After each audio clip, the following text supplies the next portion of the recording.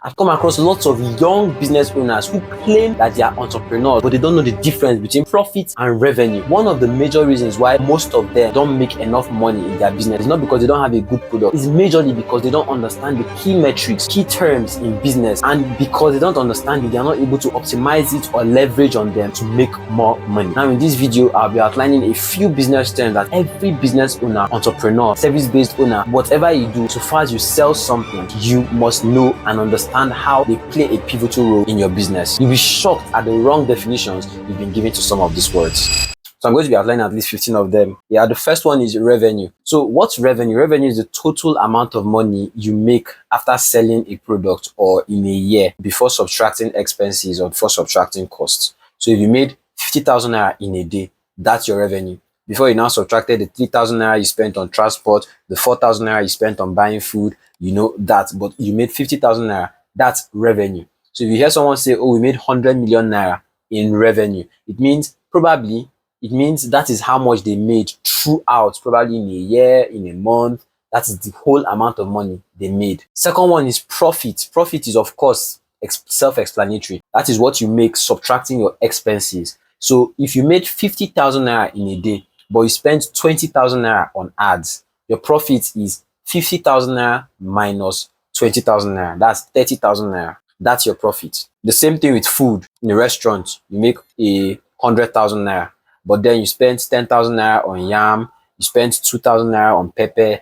Cumulatively, you spend 30,000 naira on the ingredients you used to cook, 2,000 naira on transport. That's 32,000 naira. Then you now probably spend 8,000 naira on logistics. That's 40,000 naira. Your profit is 60,000 naira. You should be able to track this. When you run ads, know how much you used to run ads. I see a lot of people make this mistake. Know how much you're expending, know how much you're spending, so that when you're calculating the whole thing, you know what exactly is your profit, what exactly is your expense, and what exactly is your revenue. So the third one is ROI, means return on investment. Now this is more like a comparison. It's expressed in percentage. Yeah, it's basically the value of what you got, your profit, compared to what you spent, your expense or your cost.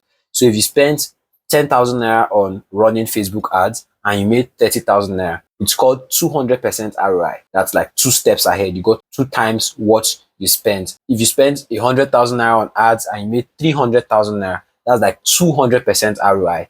So in business, you should always know your ROI so that you know what to invest your money in. If you spend 10,000 naira on ads and you made 5,000 naira, there was no ROI, there was no return on investment. So you have what did I gain after investing in this? That's basically what ROI is: return, what you get on investment, what you spent. Number 4 is lead generation. Lead generation is basically all you do to generate leads. Who are leads? Leads are people, potential customers, right?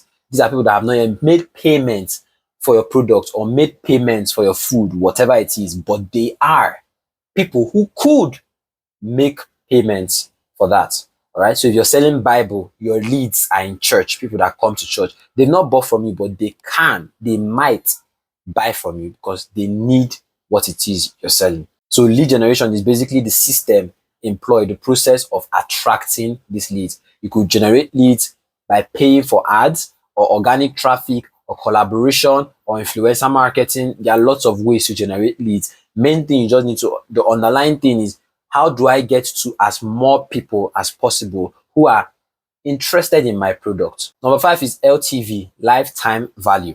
The amount of revenue you're going to get from a customer within the time frame they spend with your business or the time they interact with your business. Most of you have crazy lifetime value with Netflix. Lifetime value for you, when Netflix is calculating their lifetime value with you, they are calculating how much you've spent with them over the past 1 year, or from the very time you subscribed the first time, right, till now. How much have you spent? That's your lifetime value. And you should always incorporate this in your business, because I see lots of people just selling, they are putting so much energy in selling a 3K course or a 7,500 naira course. You don't factor in lifetime value. Lifetime value is, it makes you think further, it makes you think outside the box. All right. Someone's lifetime value could be 100,000 naira. That's how much they spend with you over the span of 2 years. And you can literally curate the whole process, right? That's with systems and automation. So if someone buys your 3,000 naira product After 2 weeks or 3 weeks, you've upsold them on your 50,000 naira product. When they buy that 50,000 naira product, after 2 months, you've upsold them on your 100,000 naira consultation or your 250,000 naira consultation. After they've paid for the 250,000 naira consultation, after like 2, 4, 5 months, you upsell them on a private physical group meeting. That one could now be 1 million naira or 2 million naira. Now, 1 million naira plus 250 plus 50 plus 3,000 naira. That's a lifetime value of a customer with you. Okay, so you should always put this into perspective. Don't stick to selling low ticket products. They'll give you a lot of money, but that should be your ad money. The amount of money you make from upselling is going to be crazy. So you should implement that. Take that into cognizance. The sixth one is CAC, customer acquisition cost. It's basically how much you spend to acquire a customer.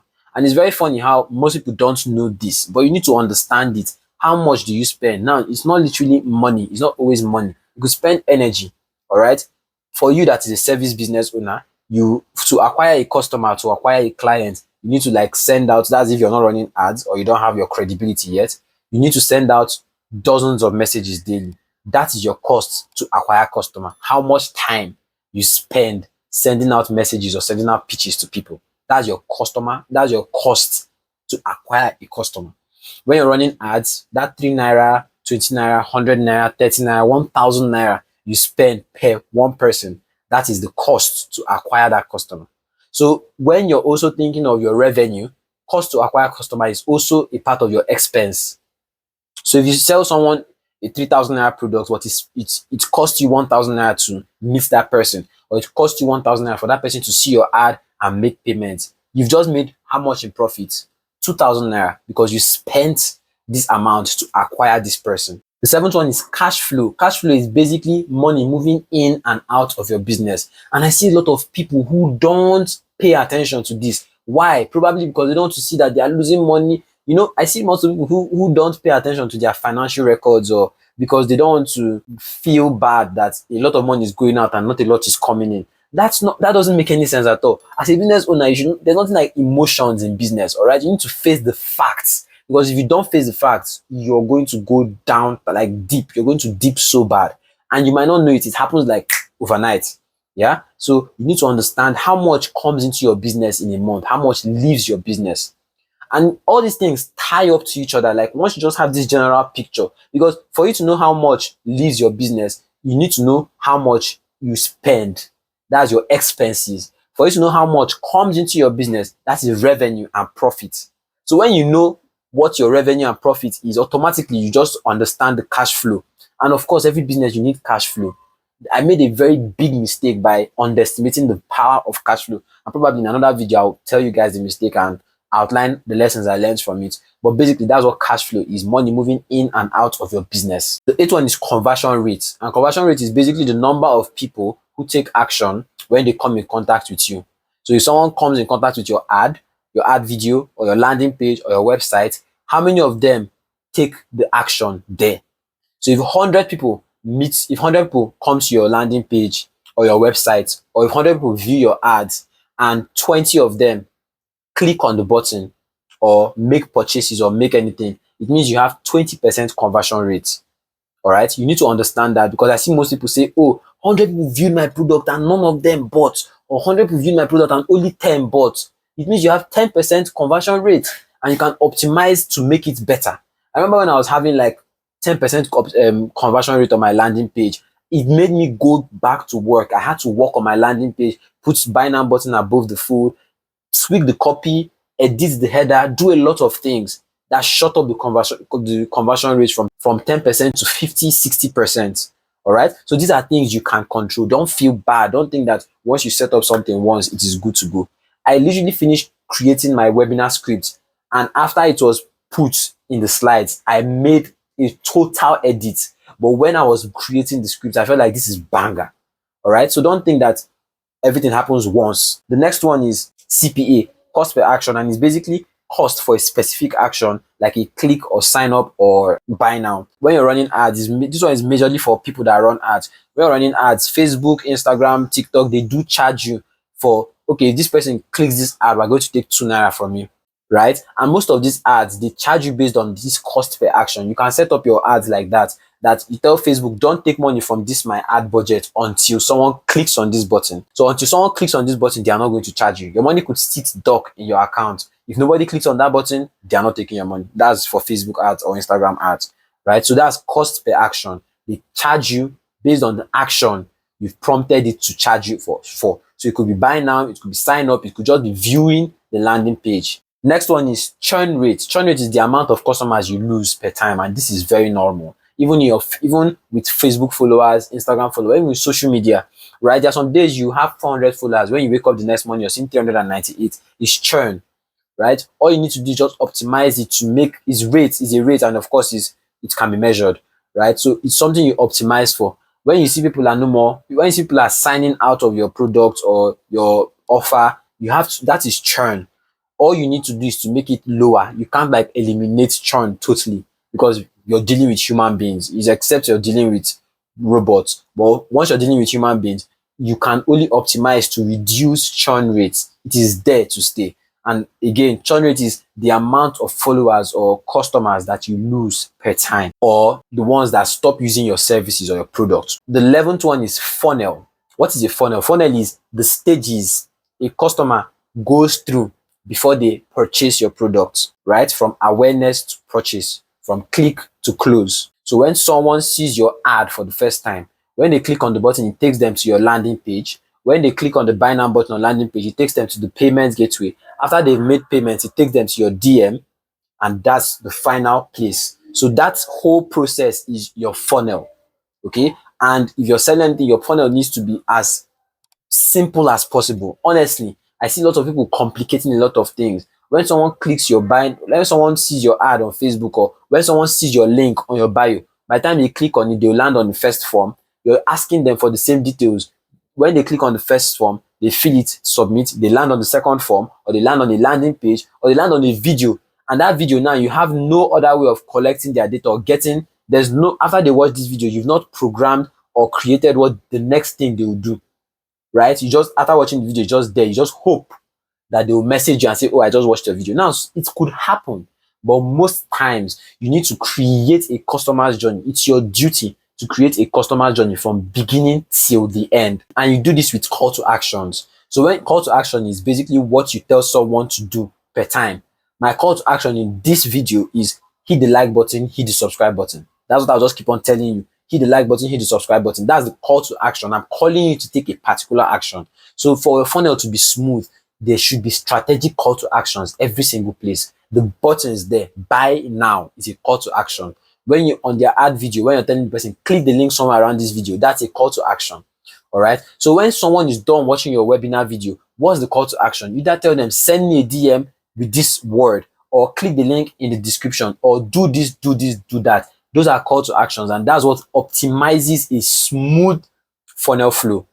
Okay. The 12th one is SEO, search engine optimization. And this is basically just optimizing your search name, your search on Google. When someone searches your name or searches your product, or it basically comes up not only on Google, on YouTube, on TikTok. So that's why they tell you to use certain kinds of words when you're posting a YouTube video. You're making a YouTube video about making money online. The description should contain as many money making terms as possible. Money, business, sell, online. These are words. SEO, all right, search engine optimization. So that when someone comes on YouTube and searches for a particular word, or searches for how to make money online, your video is part of what comes up depending on SEO.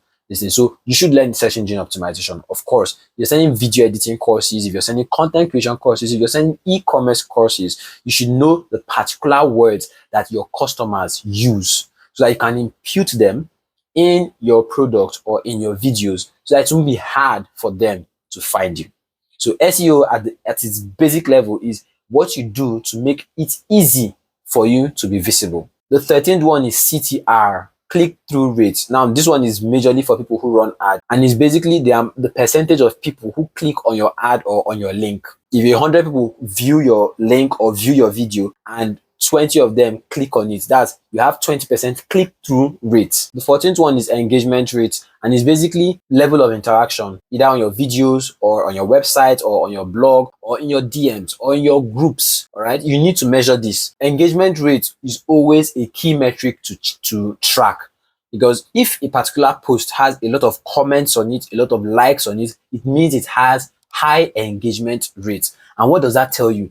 People are interested in this topic or in whatever I talked about on that video, which means I should talk more about that stuff that I said in that video. That's basically how engagement rate helps you. People that are interested in what you're talking about are your potential customers. They're your leads. So you need to listen to the marketplace. And the best way marketplace gives you feedback is by engagement. If you post a video that nobody reacts on or likes on, it means they're not necessarily engaged with it, all right? They're not interested in it. So that's engagement rate. You need to track it, both on your videos, website. There are lots of tools you could use to track on your website, all right? Ask ChatGPT. Then the 15th one, the last one, is break-even point. So basically, break-even point is when your revenue, remember what revenue is, equals your expense. You remember what expense is? Revenue is the total amount of money you've made. Expense is the total amount of money you've spent. So if you spent 20,000 naira on Facebook ads or on Instagram ads, and then people now start buying your 5K product, and then 4 people have bought your 4K product, your 4 people have bought your 5K product, how much have you made? 20,000 naira, which is the exact amount you spent on ads. What does that mean? That's your break-even point. It's just like if nobody buys again, okay, I didn't lose. Do you understand? So break-even point is that point where you didn't lose. You've not made profit, but you didn't make any loss. You're just there. Whenever you're running ads, you need to optimize to get past break-even point, because that's the only way you can measure your revenue, your profits. Of course, you should know your expenses. Most people still don't know their expenses, but just by calculating how much I funded on my Facebook account, how much I paid this person to promote, those are your expenses. So it's something you should still calculate, but it's just there. What you need to actually sit down and keep track of is your revenue and your profits. So you need to understand these terms. These are just a few simple ones that you should understand as a young business owner. I believe I've helped you. Now, if you're a business owner, entrepreneur you don't make a lot of sales, you've tried basically everything, you've run ads, you're not making too much sales, you've held classes, no interactions, no sales, you've tried virtually everything, and you desire to start making at least 300,000 naira to 500,000 naira weekly or monthly, whatever it is you want. I spent 60 minutes with young business owners like you, where I showed them the 5 steps they need to take to 5x their sales in 30 days. Now, I'm 100% sure that this video will be really, really beneficial to you, because the amount of feedback I've gotten from that session has been mind-blowing. Now, I'll put the link to that video in the description. Go ahead and watch that particular one, all right? And as usual, share this video with just 3 of your friends, no more, no less. If you gained a lot of value from this video, hit the like button, hit the subscribe button. That's your call to action. As always, where you are right now, it's not your final destination. I shall meet you at the top. But for now, lock in and represent. God bless.